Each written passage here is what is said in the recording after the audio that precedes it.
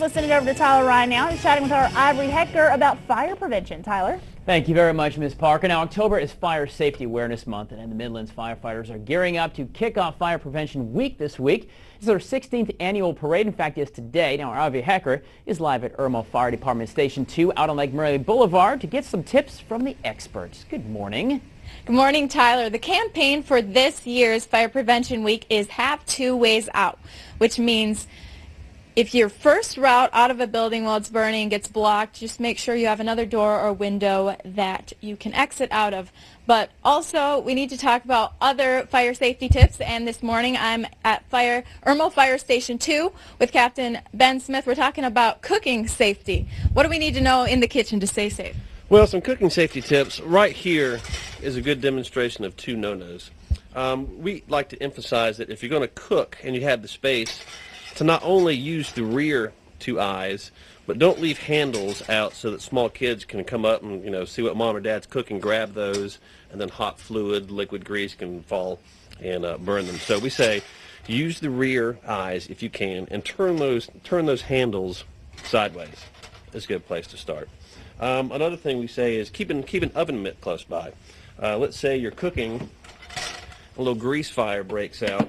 The best thing you can do is just cover that fire up with a lid, and that way it smothers the fire. You can turn your eye off and let that cool off. Don't pick it up, don't move. You could spill grease. So keep an oven mitt and your lid close by. Oven fires. If you open up and suspect you have an oven fire, just shut that door back. That's a pretty contained area. Turn your oven off, leave the door shut. Call 911, we can come check it out. That way you don't open it up and fire can get out and spread. Another little safety tip that we like to say is if you're cooking and for some reason you have to leave your kitchen area, carry a spatula with you. That way if you're on the other side of the house, you lose track of what you're doing. You can say, why in the world do I have this spatula? You can say, oh, I was cooking. Come back in.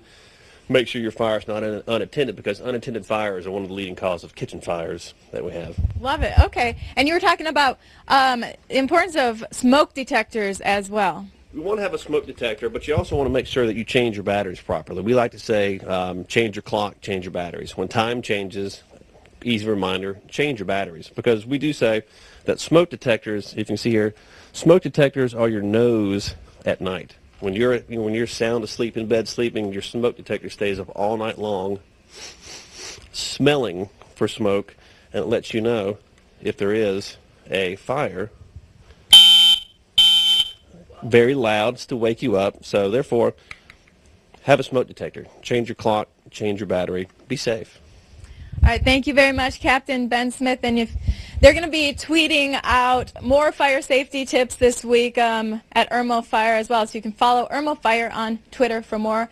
And don't forget, the Fire Prevention Week Parade is today in Columbia on Main Street at 11 a.m. So make sure you go out to that as well. In Irmo, Ivory Hecker, Watch Fox News. Back to you, Tyler. Thank you, Miss Ivory Hecker. And it's true, you can forget. Yesterday, in fact, I boiled hard-boiled eggs for like an hour and a half. Totally forgot they're on the stove. It can really happen.